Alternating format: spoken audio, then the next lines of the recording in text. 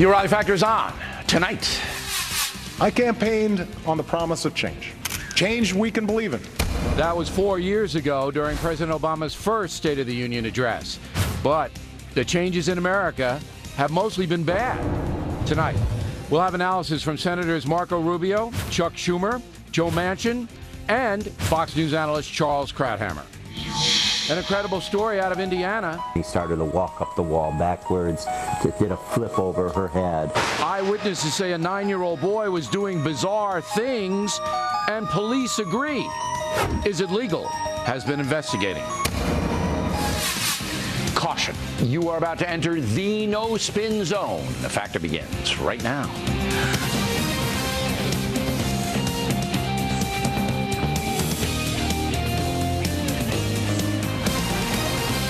Hi, I'm Bill O'Reilly. Thanks for watching us tonight. The State of the Union, and according to the folks, it is not too good. That is the subject of this evening's Talking Points memo.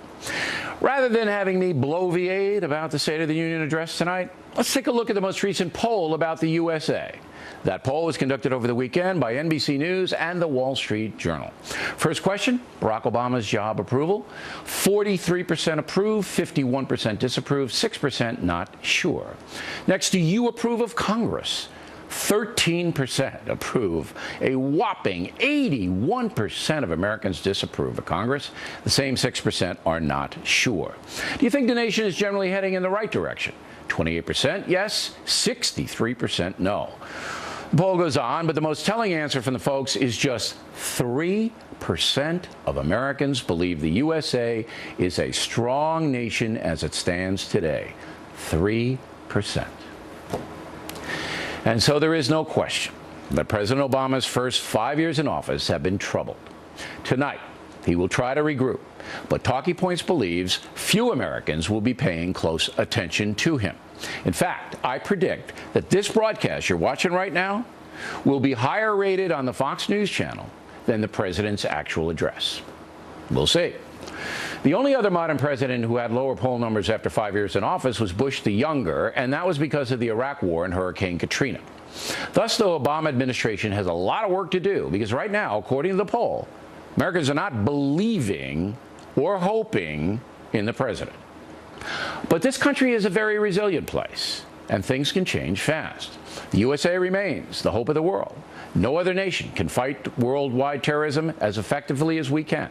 No other nation will spend blood and treasure trying to give people liberty like we are doing in Afghanistan right now. And generally speaking, no other nation has sacrificed so much fighting evil on this planet. So if America becomes weak, the whole world's in trouble. Next Sunday, I'll do a live interview with President Obama, and I hope he'll be candid because I have very important questions for him. I also hope the president will analyze the poll numbers we just gave you and perhaps try a new strategy. One final comment. When asked what the most important priority for the Obama administration should be, the American people said loud and clear, creating jobs. 91% said that. Next was reducing the federal budget deficit, 74%.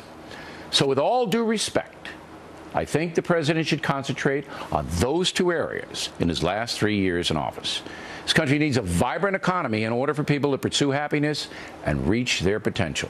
That should be the president's main concern tonight and for the next 3 years. And that's a memo. Now for the top story tonight, reaction first up. Joining us from Washington, Marko Rubio, the senator from Florida. In your mind, Senator, what is the biggest mistake that President Obama is making? Well, I think the biggest mistake is a lack of focus on robust economic growth, and that's coupled with, of course, a government that continues to spend more money than it has. And these two things, I think, are what's creating the State of the Union now, which is insecure. A growing number of Americans are insecure about their economic future, and the leading reason for that is our economy is not growing in a dynamic way. It's not creating enough of those middle-income, middle-class jobs that for so long have been the backbone of our country and what makes it special. But we have spent hundreds of billions of dollars in stimulus, government sending money to certain areas of the economy to try to create jobs and to try to get the economy in a growth mode. Hasn't Obama done what he should do in that area? Or has he done enough, or what? Well, first of all, if you recall, when he first took office, his #1 priority was not growth in the economy. He pivoted immediately to health care, which has been a disastrous health care law, and then a series of other issues that they prioritized. But I think the other problem is what you've outlined in your question. Our economy grows when you have a vibrant free enterprise economy where the private sector creates jobs and opportunities for people. And right now, if you talk to people that create jobs, the businesses that create jobs, the free enterprise economy that creates jobs, they have no confidence in the future because of the debt, because of burdensome regulations, because of a tax code that makes America increasingly expensive to invest in and create jobs in. And he has not placed a priority on those issues. Because he doesn't really believe in the private sector. I don't think. I mean, I could be wrong. He never said that. But he believes that the reason this horrible recession hit us, and the reason he was elected, was because the private sector got out of control, and the banks and the financial people on Wall Street sold these terrible mortgages and created this Ponzi scheme that got way, way out of control, and the whole economy suffered and collapsed because of it. So I don't think the president believes the private sector is really a fair game. Well, a couple points that you just raised right there. Look, there's no doubt that there were abuses in Wall Street and they needed to be addressed. There's no doubt that the banking collapse was disruptive to our economy. But beyond that is a very fundamental formula. Jobs are created when someone has access to money, whether it's borrowed or their own, and they risk that money to start a business or to grow and expand an existing one. And in order to do that, you have to have confidence in the future.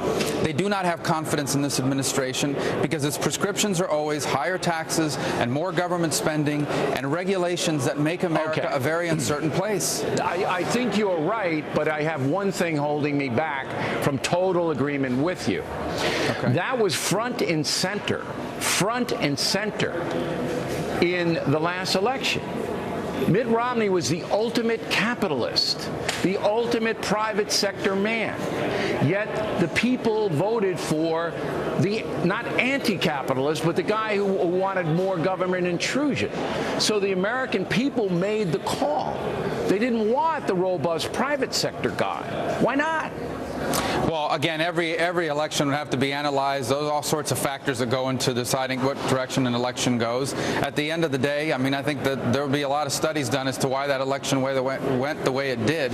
But here's my point. If the election were today, I think the outcome would be very different because a combination of an erosion of trust in government combined with a continued lackluster performance of our economy, we're now 6 years into this presidency. You can no longer continue to blame your predecessors for the things that are going wrong in our country. And I think if the election were today, the outcome would be quite different. Well, I mean, all the polls say that, but, you know, he still got a 43% approval rating, the president does, which under the pressure that the country's under, it's not that bad because nobody believes that only 3% believe the country's strong. 3%. I mean, it's incredible. But it's deeper than that, Bill. It's deeper than that. People are very insecure about the future, and I agree with you. America is an incredibly resilient country. We will be back. We will get this right. I just have no confidence that we will under the leadership of this administration, primarily because they do not understand or do not believe that free enterprise, a robust free enterprise economy, is the best way to create upward mobility and prosperity for the largest number of people. All right, Senator. We appreciate you coming on tonight. Thank you very much. Next up, 2 Democratic senators.